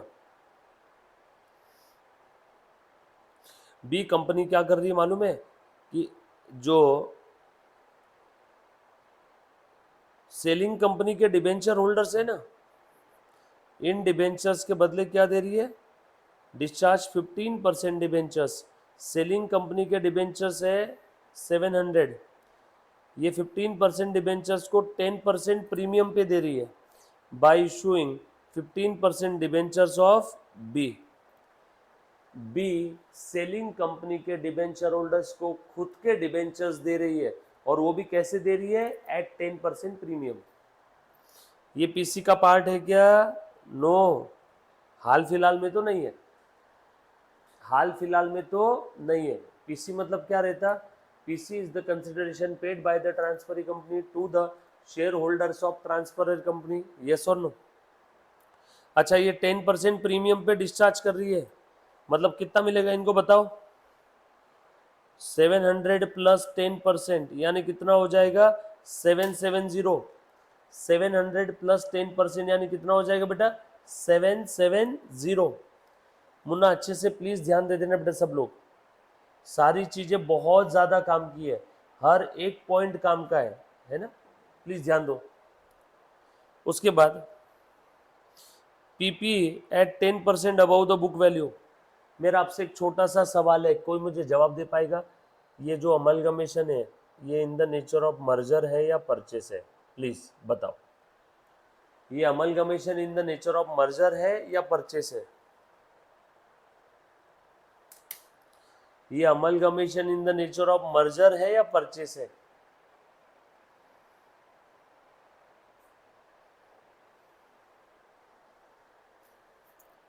मर्जर, परचेस, परचेस और मर्जर, मर्जर और परचेस, बोलो बोलो, merger, purchase, purchase, very good, होशियार बच्चे हैं। क्यों परचेस है समझ में आ गया रहेगा, इन्होंने असेट्स की वैल्यू के साथ छेड़खानी की है, डिबेंचर्स लायबिलिटी के वैल्यू के साथ छेड़खानी की है, मैंने पहले ही बता दिया था। ट्रांसफरी कंपनी ट्रांसफरर कंपनी की असेट्स और लायबिलिटी को उसके बुक वैल्यू पे लेगी, ट्रांसफरी कंपनी ट्रांसफरर कंपनी के एसेट्स और लायबिलिटी को उसके कौन से वैल्यू पे लेगी, बुक वैल्यू पे लेगी, यस और नो। बट इन्होंने तो डिबेंचर की भी वैल्यू चेंज कर दिया, और ये असेट्स की भी वैल्यू देखो, डिबेंचर की भी वैल्यू 10% प्रीमियम बोला, असेट्स भी PP PP property plant and equipment उसकी भी वैल्यू 10% ऊपर कर दिया, एंड इन्वेस्टमेंट एट पार ले रहे। कोई एक एसेट्स और लायबिलिटी की वैल्यू भी अगर चेंज हुआ, किसी सिंगल एसेट्स और लायबिलिटी की भी वैल्यू चेंज हुआ, तो समझ जाना वो amalgamation in the nature of merger नहीं रहा, तो वो क्या बन जाएगा, purchase. Current assets at discount of 10% and current liability at book value. Preference shareholders are discharged at a premium of 10% by issuing 15% preference shares of 100 each, and issue 3 equity shares of rupees 10 each for every 2 shares in B Limited and pay balance in cash। भाई साहब यहाँ PC निकालने के लिए बोला है, कौन बच्चा ट्राई करेगा, पीसी का मेथड बताओ। Method number 1 lump sum, method 2 net payment के, मेथड 3 नेट असेट मेथड, 1 2 और 3, चलो फटाफट से ट्राई करो, 1 2 और 3।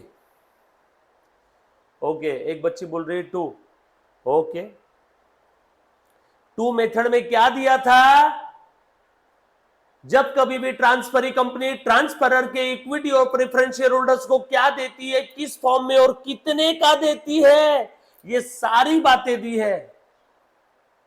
हाँ, अभी टाइम पे चेंज कर रहे हैं सब लोग, तो फिर कौन सी मेथड रहेगी यहां पे, किस फॉर्म में कितने का दिया, किस फॉर्म में दिया ये मालूम है, लेकिन कितने का दिया ये नहीं मालूम। सर दिया है ना, ये देखो ना यहाँ पे वर्ड कैसा यूज किया है, balance in cash. Transferee company transferor के इक्विटी शेयर होल्डर्स को खुद के इक्विटी शेयर्स दे रही है, प्लस ये दे रही है, और बचा हुआ जो भी है वो कैश में दे रही है। एग्जैक्ट अमाउंट अगर दिया रहता क्या, किस फॉर्म में कितने का, तो समझ जाओ नेट पेमेंट मेथड है। यहाँ पे बैलेंस इन कैश ऐसे वर्डिंग्स दिए हैं, यस और नो, इसीलिए यहाँ पे ये नेट पेमेंट मेथड नहीं होगा, लिख के रखना। ये समझ में आया क्यों नहीं है? हाँ, वेरी गुड। तो कौन सी मेथड है अगर नेट पेमेंट नहीं है, तो बताओ कौन सी है, तीसरी, नेट असेट मेथड। चलो मैं फटाफट से सॉल्व करता हूं, लिखो बेटा question number 2। Question number 2, net asset method. Net asset method से पहले लिखो ना, कैलकुलेशन ऑफ परचेज कंसिडरेशन। लिखो ट्रांसफरर कंपनी कौन है, सेलिंग कंपनी,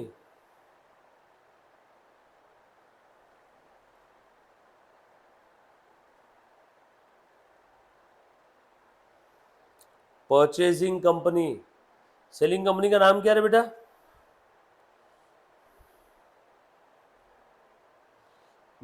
सेलिंग कंपनी का नाम है ए ए ए ए, और परचेसिंग कंपनी का नाम है बी।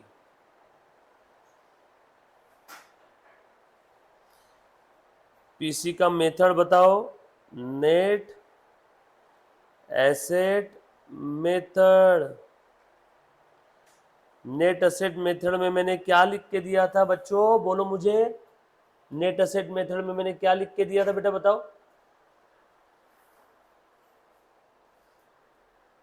नेट एसेट मेथड में क्या लिख के दिया था, assets taken over by the, हाँ बताओ, assets taken over by the transferee company at agreed price minus liabilities taken over by the transferee company at agreed price is equal to, हम लोग क्या बोलेंगे, PC under net asset method, is equal to क्या बोलेंगे बेटा, PC under net asset method. कुछ बात समझ में आई सभी को? ध्यान से सुनना बेटा सब लोग, लिखो अब, लिखो मुन्ना सब लोग, नेट असेट मेथड का फॉर्मूला लिखवा के दिया था मैंने बेटा जी, याद आया क्या?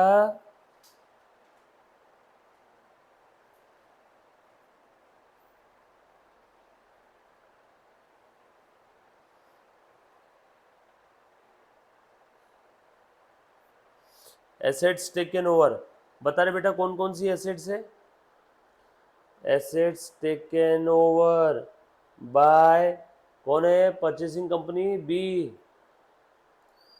चलो बोलो बेटा फटाफट से, यस गाइस फटाफट से बताओ। सो purchase consideration under net asset method will be the asset taken over by the purchasing company at agreed price minus third party liabilities taken over by the, हाँ बेटा, taken over by the purchasing company at agreed value। all set? यहां तक किसी बच्चे को कोई doubt समस्या आपत्ति है तो प्लीज प्लीज एक बार पहले पूछो।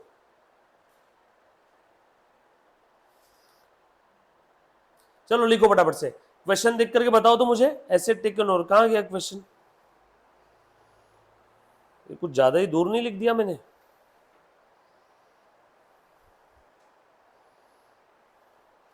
हम अभी पास किए देते इसको,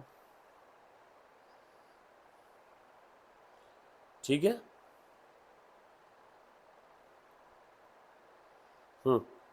चलो एसेट्स ले, assets property plant and equipment, इसके लिए देखो नीचे नोट में क्या दिया हुआ है, प्रॉपर्टी प्लांट एंड इक्विपमेंट 3250, बोल रहे बेटा कितना है 3250, क्या बोला है प्रॉपर्टी प्लांट एंड इक्विपमेंट का अग्रीड वैल्यू कितना है बता दो बेटा, अग्रीड वैल्यू नहीं दिया है तो क्या करना है सर, अग्रीड वैल्यू नहीं दिया है तो क्या करना है, असेट तो लेके चले गए लेकिन अग्रीड वैल्यू नहीं दिया, एसेट तो लेके चले गए लेकिन अग्रीड वैल्यू नहीं दिया, तो क्या करोगे बताओ, book value itself agreed value, book value itself agreed value. चलो देखो property plant and equipment, yes दिया है ना sir 10% about it's book value. चलो फटाफट से लिखो 3250 प्लस 10% कर रहे मुन्ना, चलो बताओ जल्दी जल्दी से, 3250 प्लस 10%, 3250 प्लस 10%, 3575,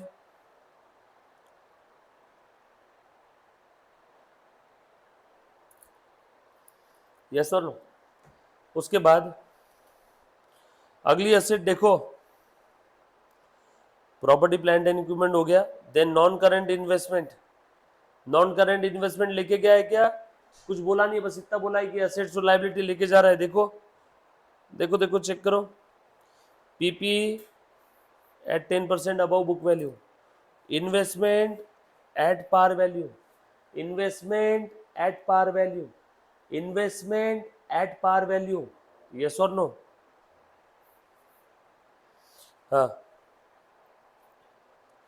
इन्वेस्टमेंट की पार वैल्यू कितनी है बता रहे मुन्ना, 600, investment at par value, investment at par value.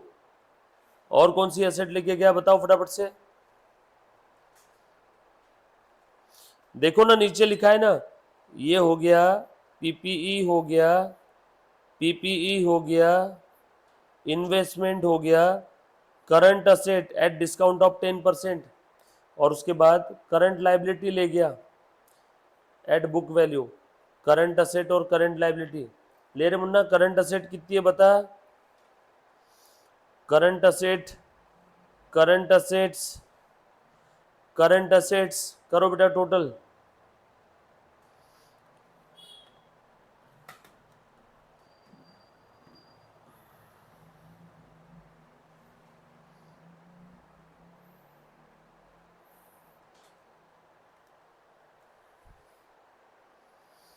Discount लो करंट असेट पे, current asset at discount of 10% and current liability at book value,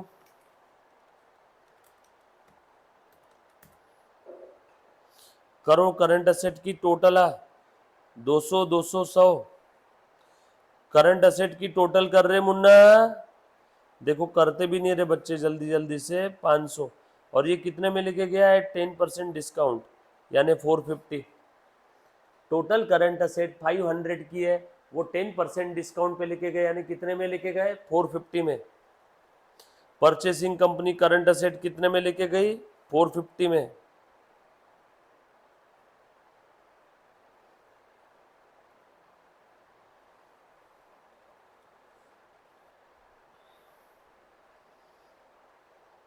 और क्या लेके गया करंट लाइबिलिटी, पीसी कैसे निकालते याद आ रहा है ना, agreed value of asset taken over minus agreed value of liabilities taken over. चल रहे बेटा निकाल तो लाइबिलिटीज में, current liability at book value, current liability at book value, current liability कितनी है देखो बच्चों, current liability 500, all figures were rupees in thousands, current liability at book value. उसके बाद और क्या बोला है, डिबेंचर्स, डिबेंचर कैसे लिखे गया, debentures 15% debentures eight a premium of 10%, 15% debenture at a premium of 10%। देख रहे मुन्ना डिबेंचर कितने के है, डिबेंचर है 700, 10% प्रीमियम पे लेके गया 770,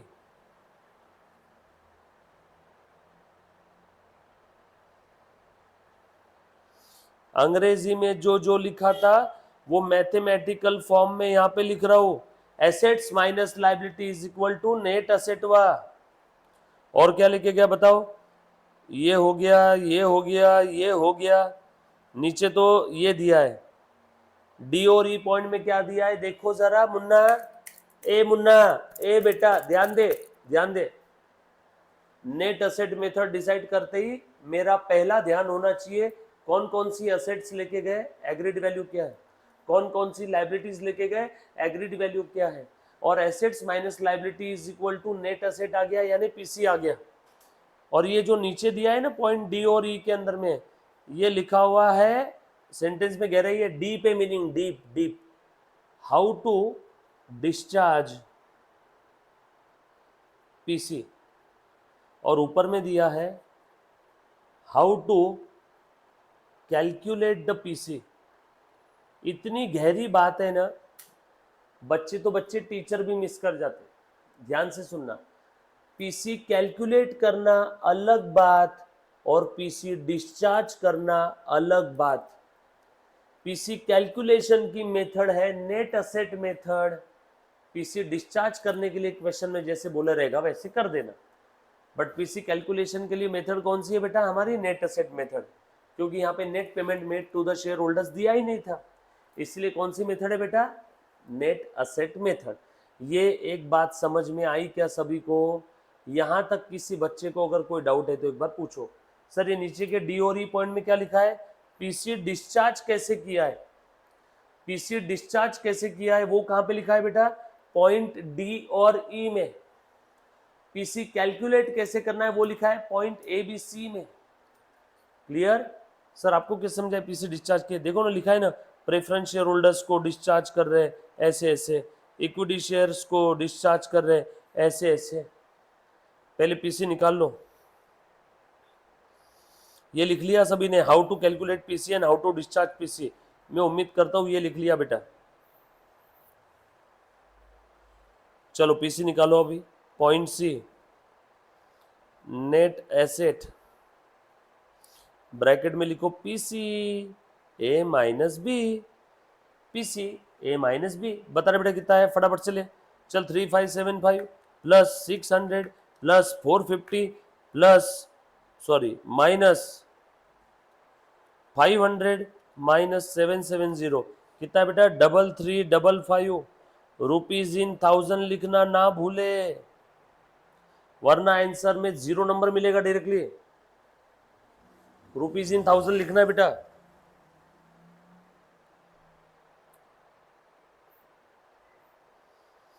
पीसी कैलकुलेट कर लिया, नाउ नीचे डिस्चार्ज ऑफ परचेज कंसिडरेशन लिखा बेटा सभी ने।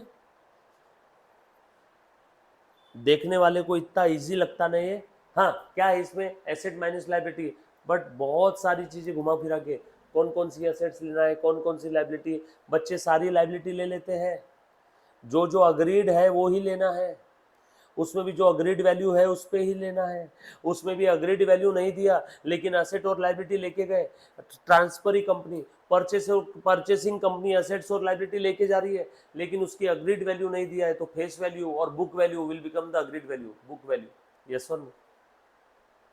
फिक्टिशियस असेट वो कभी नहीं लेके जाती, फिक्टिशियस असेट कभी नहीं लेके जाते, परचेस कंसिडरेशन कैलकुलेट करते समय फिक्टिशियस असेट हम लोग कंसिडर नहीं करेंगे। Are you getting my point?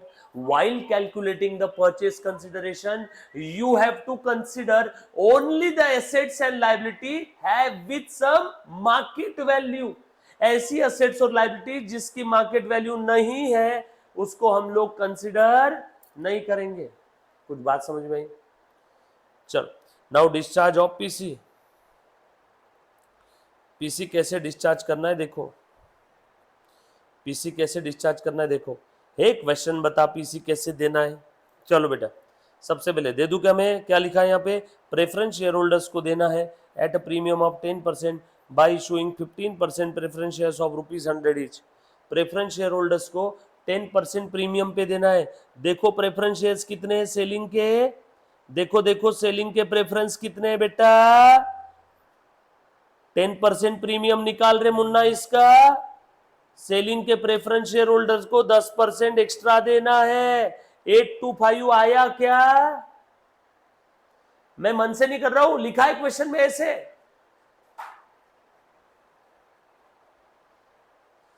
So to the preference share holders क्या मिल रहा है इनको, preference shares in transferee company, पुराना वाला कितना था 750 plus 10%,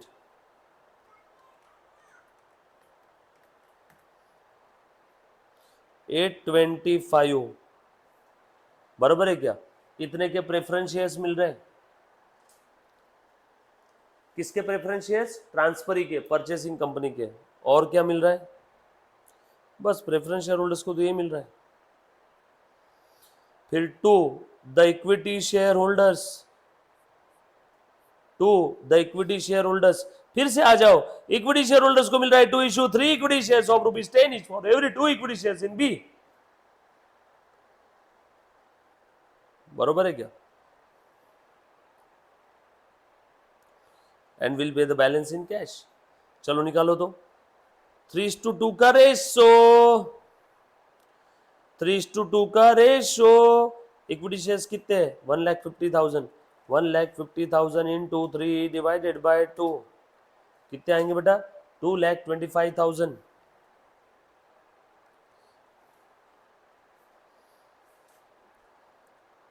to equity share holders, equity shares in transfer ही मिल रहा है इनको, कितने बेटा? 1,50,000 इक्विटी शेयर्स इंटू 3:2 का रेशो है, बरोबर है क्या? यस और नो? और एक इक्विटी शेयर का वैल्यू कितना है बेटा? 10 है, यही दिया हुआ है, यही ले लेता हूँ, इंटू ₹10। बता रहे बेटा कितना आया? 22,50,000 डिवाइडेड बाय रुपीज इन 1000 करो, रुपीज इन 1000 है ना? अरे ये सर नो, ये रुपीज इन 1000 है।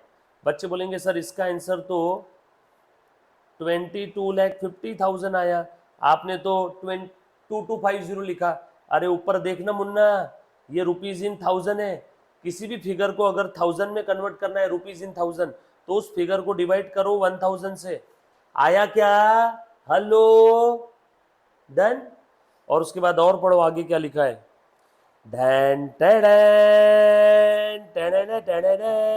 Balance in cash. आप समझ में आए बैलेंस का मतलब क्या है?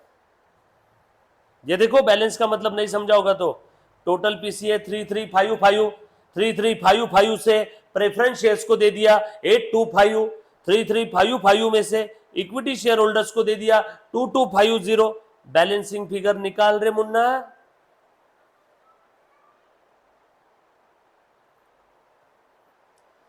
कैश बैलेंसिंग फिगर बता रहे बेटा, 3,355 minus 825 minus 2,250,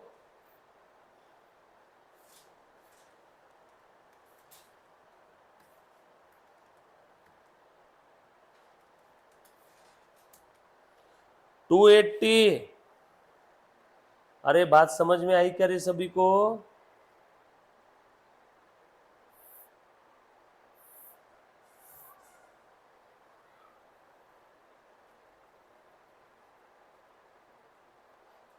Are you getting my point, guys?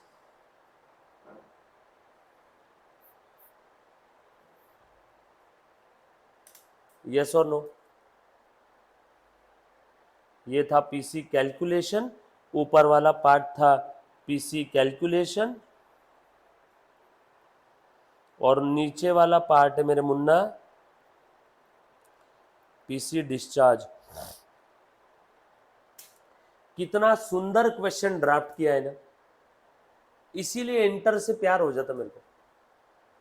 Foundation type कुछ भी क्वेश्चन नहीं फालतू के, क्वेश्चन शुरू होने के पहले ही आंसर आ जाता बच्चों का। समझ में आया क्या? इजी एकदम, पक्का। हमने यहाँ पे क्या किया, पीसी कैलकुलेट किया, जैसे क्वेश्चन में बोला था वैसे, और उसके बाद जैसे क्वेश्चन में बोला वैसे ही पीसी डिस्चार्ज कर दिया। पीसी कैलकुलेट करते समय मेथड फाइनल करना बहुत ज्यादा इंपॉर्टेंट है। अगर यहाँ पे बच्चे की मेथड गलत होगी तो आंसर कभी आएगा ही नहीं। पहला लमसम मेथड है क्या? नो। इस क्वेश्चन में नेट पेमेंट मेथड क्यों नहीं है, अच्छे से ध्यान से सुनो, क्योंकि यहाँ पे net payment made to the preference share holders and equity share holders दिया नहीं है। बैलेंसिंग फिगर इन कैश की भाषा में बात कर रहे हैं लोग। नेट पेमेंट मेथड से निकाल के ट्राई करके देखना घर पे, आपका आंसर ही नहीं आएगा। नेट पेमेंट मेथड से अगर आप ट्राई करोगे तो आपका आंसर ही नहीं आएगा, क्योंकि आपका बैलेंसिंग फिगर तो कैश में बोला है, कैसे निकालोगे आप? यस और नो? क्लियर है? पक्का? हेलो देयर बच्चों, एक छोटी सी स्माइल दे दो। क्लियर है? समझ में आ रहा है? मेरे को बस वो नीला डब्बा और पीछे वो फैन की शैडो दिख रही है, दोनों ने ऐसे मस्त एकदम ऐसे कैमरे से ऐसा एंगल बना करके रखा है ना, मतलब सिर्फ वो फोन का पीछे का दिख रहा है, वो क्लास ऑफिस का पीछे का। अरे सब लोग साथ में, समझ में आए क्या? तुम्हारा चेहरा दिखाओ। नहीं दिख रहा है?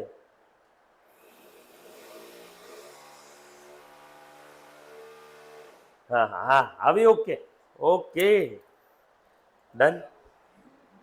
क्लियर है बेटा? यहां तक किस बच्चों को कोई डाउट, समस्या, आपत्ति है तो प्लीज एक बार पहले पूछो मुन्ना। Any student any kind of doubt? ये नीचे वाला पार्ट पीसी डिस्चार्ज, ऊपर वाला part PC calculation. All set? Next question check कर लो। ये देखो, ये इनका थोड़ा सा प्रेजेंटेशन थोड़ा अजीब गरीब रहता है, हम लोग हमारा प्रेजेंटेशन करेंगे, है ना? पीसी डिस्चार्ज अलग दिखाएंगे, पीसी कैलकुलेशन अलग दिखाएंगे, प्लीज ध्यान देना बेटे सब लोग। क्वेश्चन नंबर 3 देखो तो क्या दिया है यहाँ पे, let us consider the balance sheet of, ध्यान देना,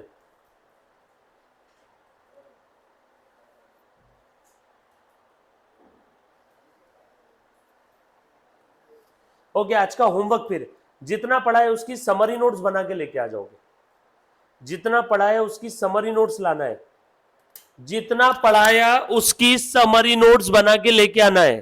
डन? ओके। समरी नोट्स में क्या क्या रहेगा? टाइप्स ऑफ अमलगमेशन, बरोबर है। AS14 की वो पांचों कंडीशन, पांचों में से कोई एक कंडीशन भी फुलफिल नहीं हुई तो क्या रहेगा? Amalgamation in the nature of purchase. उसके बाद अमलगमेशन का मीनिंग, पीसी की तीनों मेथड, पीसी की तीनों मेथड का फॉर्मेट, ये सारी चीजें समरी नोट्स के अंदर में आ जानी चाहिए। Thank you very much guys, love you all, take care, bye.